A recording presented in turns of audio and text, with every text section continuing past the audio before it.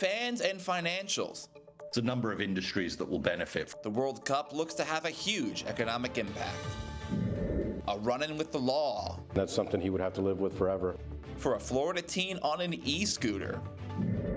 And a guest goes from the MCU to FIU. Details in the scene. Whatever you've done to get here to this point, you need to keep doing that. These stories and more coming up on Newsbreak. Hello, South Florida. I'm Dylan Bazay. And I'm Paula Siriñana. Today is Friday, June 5th, 2026. Live from the Lee Caplin School of Journalism and Media in North Miami, this is Caplin News.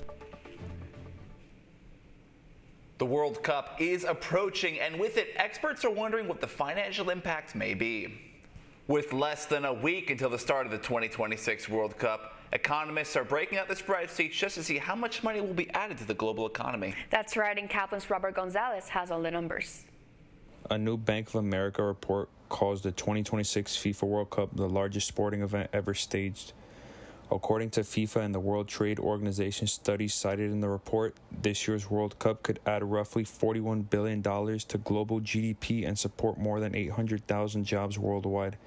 In the United States alone, that's an estimated 185,000 jobs and more than $17 billion in GDP generated. It's a number of industries that will benefit from it. Obviously, travel, you've got to stay somewhere, food and drink. You often find people sort of want to buy sports, gear. So obviously sporting goods are going to benefit from that as well. Bank of America estimates more than 90 petabytes of direct tournament data will be generated, 45 times more than the last World Cup. 90 petabytes equals about 90 billion megabytes of data. Michael Hartine says that the scale of digital engagement is unprecedented. The final itself could use that day or those couple of hours during that final 7% of all global internet traffic, which is pretty amazing. But then again, you think about the last final that took place in 2022, 1.5 billion people watched that final.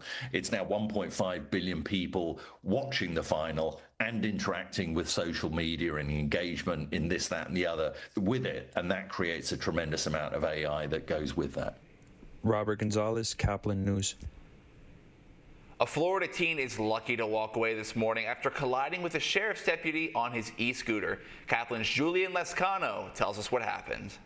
Our deputy was on patrol, and as he crossed an intersection with no stop sign, he had the right-of-way cross street that did have a stop sign. A juvenile had completely ignored the stop sign and collided with our patrol vehicle.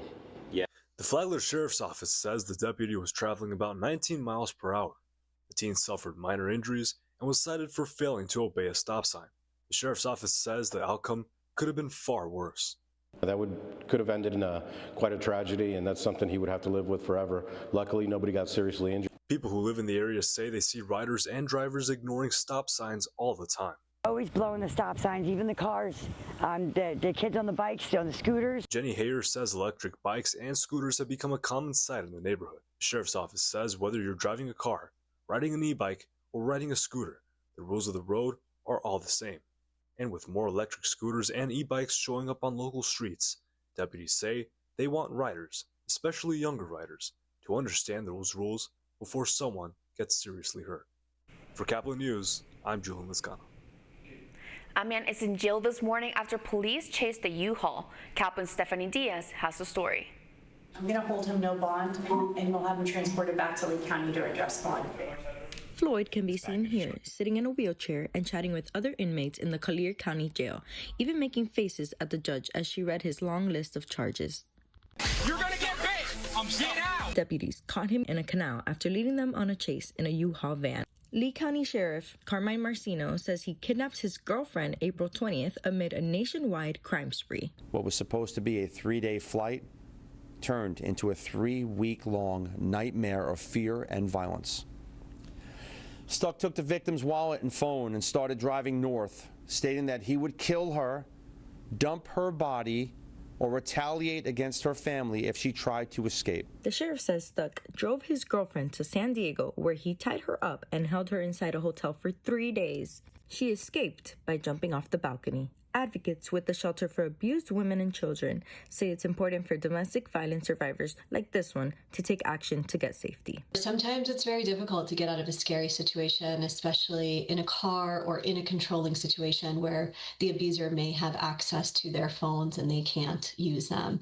However, there's always an opportunity to either contact law enforcement when they're at a bus stop or a restaurant. Once back in Lee County, the victim caught stuck Tuesday placing an AirTag on her car. Whether it be controlling a phone or controlling who they see, controlling where they go.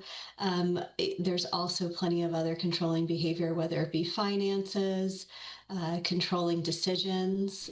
I'm Stephanie Diaz reporting.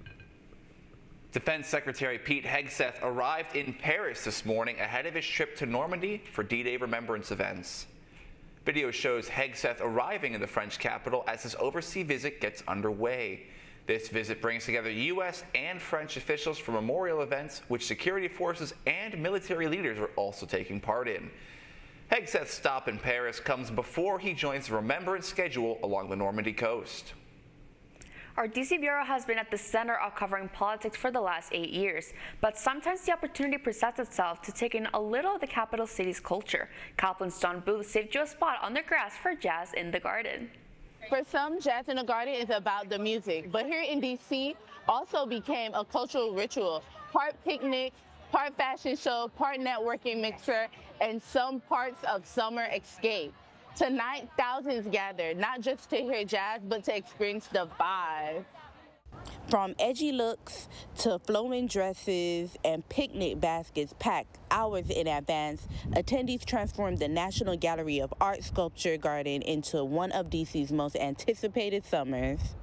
My look is inspired by, I had two statement pieces that I couldn't figure out how to wear, so I wore them together. North Hall, 7 p.m. Saturday nights. Queer country line dancing, phenomenal. While the event centers around live music, many attendees say Jazz in the Garden has evolved into something much bigger, a place where young professional creatives and longtime Washingtonians come to unwind, socialize, and momentarily escape the pressures of the city. I think I've been hearing a lot of good songs that I've known from the past, but I'm excited to see what the rest of the schedule has in store. City often defined by politics and pressure, Jazz in the Garden offers Washingtonians something different. A few hours to dress up, dance freely, and simply enjoy the moment. Reporting in Washington, D.C. for Caplin News, I'm Dawn Booth. You know, Paola, it has been a really rainy last 2 days, so anyone with big weekend plans who wants to know what happens next? Yeah, and for answers, we turn to Daniela Callejas with a live weather broadcast. Good morning, Daniela. What can you tell us about the weather this next few days? Thank you. Our weather is going to be looking quite dry this weekend, and we can see that this morning. We're going to be getting temperatures of 80 degrees with cloudy skies. And let's take a look at this dew point right here, sitting at 66 degrees. That's still a cold front we had earlier this week, not really affecting our feels like temperature. Now for our current temperatures here in South Florida, we see high 70s and low 80s across the board, with Hollywood at 82, Kendall at 81, and Homestead at 81. And down in our Keys, we'll see Marathon and Key West at 81 and 82 respectively. Now in our live radar, we see it's actually pretty dry in Broward and Miami-Dade County, with the exception of Homestead. They will be having some light showers later today, and we have much more activity in our Keys.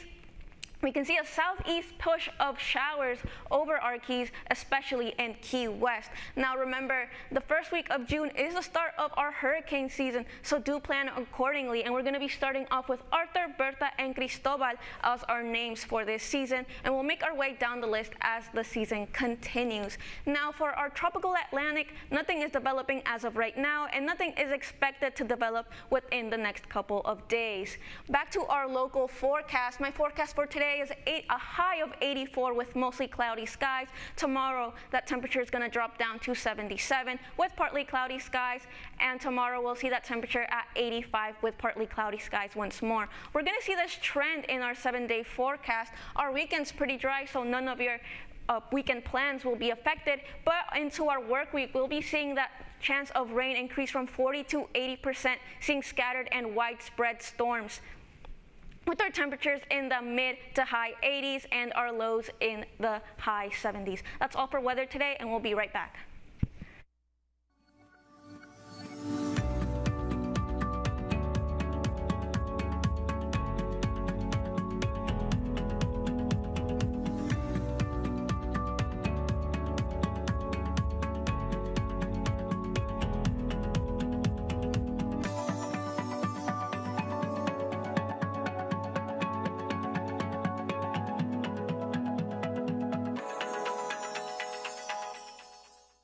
See us dream. See us remember. See us protest. You matter. Your feelings matter. Your identity matters. Everything about who you are matters. See us fight back. See us rebuild. See us shatter stereotypes. See us inspire. See us united.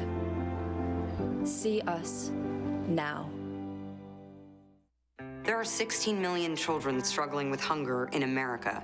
That's 1 in 5 daughters, sons, neighbors, and classmates who don't know where their next meal is coming from. Yet billions of pounds of good food go to waste every year. It's time we do something about it. Feeding America is a nationwide network of food banks that helps provide meals to millions of kids and families in need. Visit feedingamerica.org to help them feed even more. Together, we can solve hunger. Together, we're feeding America.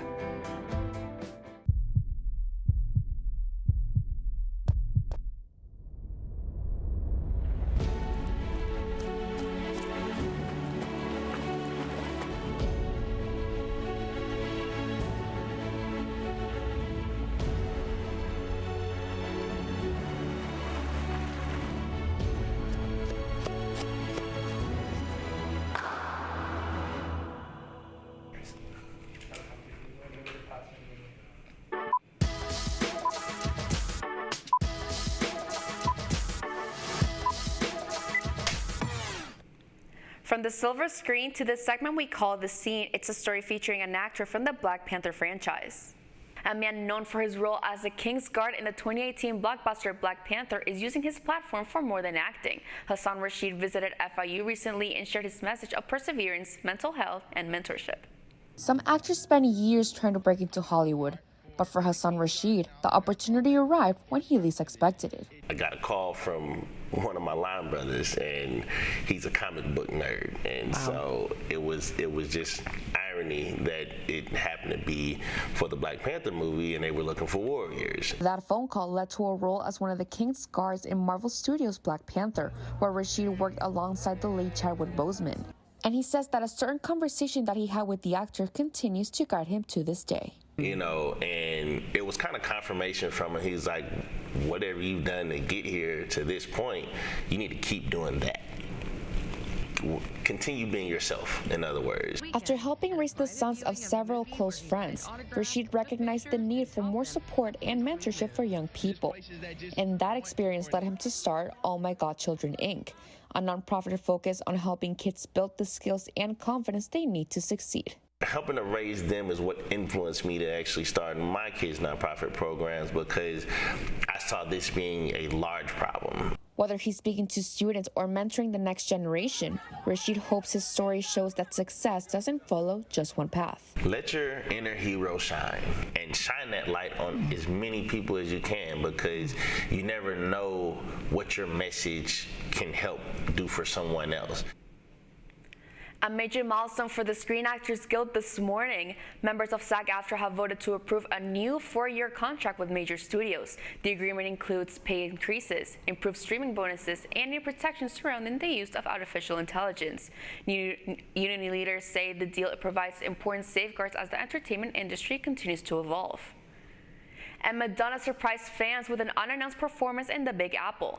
The pop icon took to the stage last night in Times Square for a 15-minute pop-up concert to help kick off Pride Month. The event was held in partnership with Grindr. Madonna also is preparing to release her 15th studio album, Confessions 2, next month. She's also set to perform at the first ever FIFA World Cup final halftime show in July. And that's all the time we have for Newsbreak. I'm Paula Siniano. And I'm Dylan Pazay. Remember, you can get more news anytime at caplinnews.fiu.edu.